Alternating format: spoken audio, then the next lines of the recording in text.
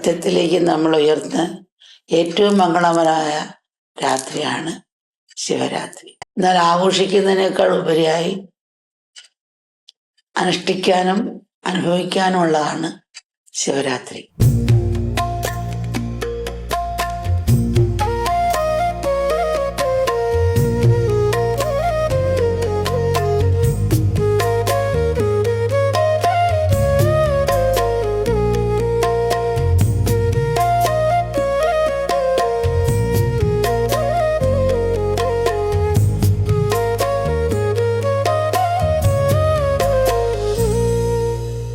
ലോക ജീവിതയാത്രയിലും ആധ്യാത്മികയാത്രയിലും നമ്മൾ ഉൾക്കൊള്ളേണ്ട അനേക മൂല്യങ്ങളെക്കുറിച്ച് ശിവരാത്രി നമ്മളെ ഓർമ്മപ്പെടുത്തുന്നു.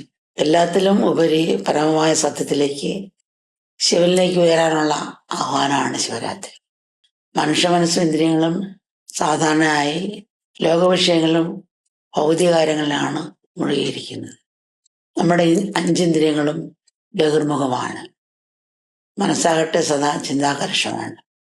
അങ്ങനെയുള്ള മനസ്സിനെയും ഇന്ദ്രിയങ്ങളെയും ഒരു ദിവസമെങ്കിലും പൂർണ്ണമായി ഈശ്വരസ്മരണയിലും ഈശ്വര ആരാധനയിലും നിർത്താൻ കഴിഞ്ഞാൽ അത് വലിയൊരു കാര്യമാണ്.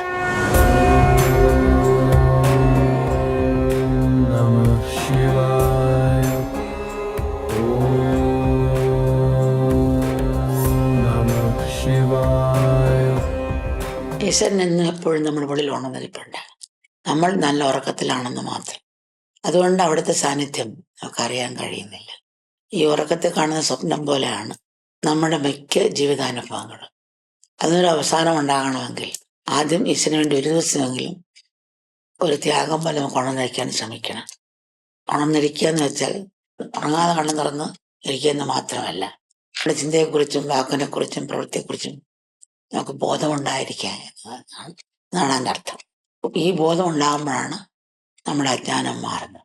ഇരുട്ടെന്നത് എടുത്തു മാറ്റാൻ പറ്റുന്നൊരു വസ്തുവല്ല. പ്രകാശം കൊണ്ടുവന്ന ഇരുട്ടില്ലാതാകും.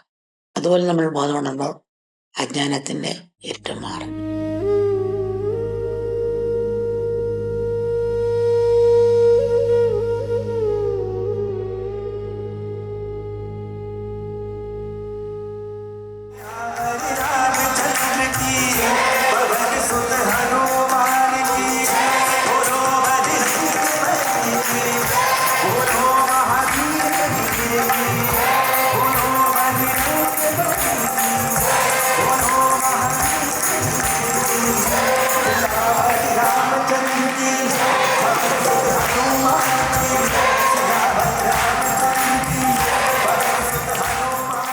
ശിവരാത്രി നൽകുന്ന ആത്മനിയന്ത്രണത്തിൻ്റെയും ത്യാഗത്തിൻ്റെയും ഉണർവിൻ്റെയും സന്ദേശം ഉൾക്കൊള്ളാൻ നമുക്ക് ഓരോരുത്തർക്കും കഴിയട്ടെ.